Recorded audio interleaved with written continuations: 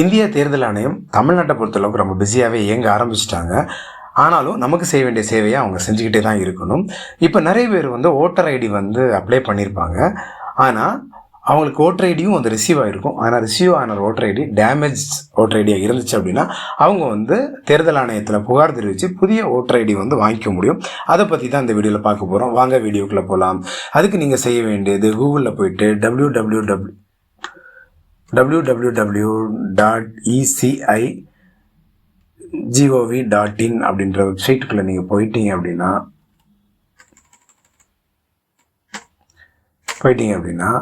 அந்த website open ஆகும். அதில் எலெக்ஷன் கமிஷன் ஆஃப் இந்தியா அப்படின்ற ஒரு பேஜும் இசிஐ நெட் அப்படின்ற ஒரு பேஜும் இருக்கும்.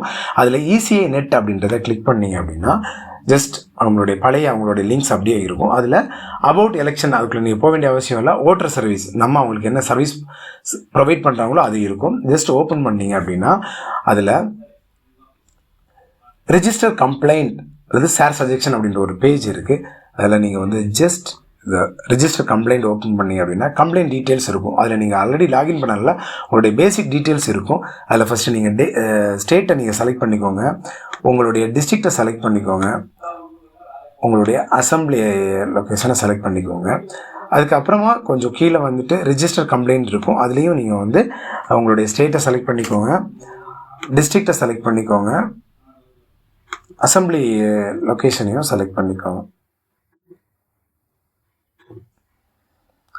அசம்பிளி லொக்கேஷனையும் செலக்ட் பண்ணிக்கோங்க. கம்ப்ளைண்ட்டில் பார்த்துட்டிங்கன்னா எபிக் அப்படின்ற ஒரு ஆப்ஷன் இருக்கும்.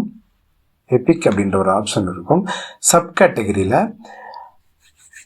டேமேஜ் எபிக் டெலிவர்ட் அப்படின்ற ஒரு ஆப்ஷன் இருக்கும். அதை நீங்கள் செலக்ட் பண்ணிவிட்டு இதில் தெளிவாக அந்த டீட்டெயில்ஸை கொடுக்கணும். ஐ received damage Epic card from ECI அப்படின்னு சொல்லிட்டு கொடுத்துட்டு அதுக்கப்புறம் முக்கியமான ஒரு விஷயம், நீங்கள் ரிசீவ் பண்ணியிருக்கீங்களா டேமேஜ் எபிக் கார்டு, அது ஒரு ஃபோட்டோ எடுத்துக்கோங்க. ஃபோட்டோ எடுத்து இதில் சூஸ் ஃபைல் அப்படின்ற ஒரு ஆப்ஷன் இருக்குது. அதில் கிளிக் பண்ணி உங்களுடைய எபிக் கார்டை ஜஸ்ட் அப்லோட் பண்ணிக்கோங்க.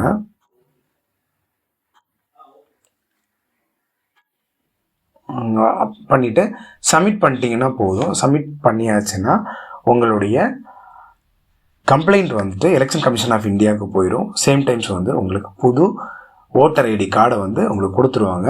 இந்த வீடியோ உங்களுக்கு பிடிச்சிருந்துச்சுன்னா உங்களோட ஃப்ரெண்ட்ஸ் அண்ட் ஃபேமிலிக்கு ஷேர் பண்ணுங்கள். இன்னொரு நாள் இன்னொரு வீடியோவோட உங்களை சந்திப்போம். நன்றி, வணக்கம்.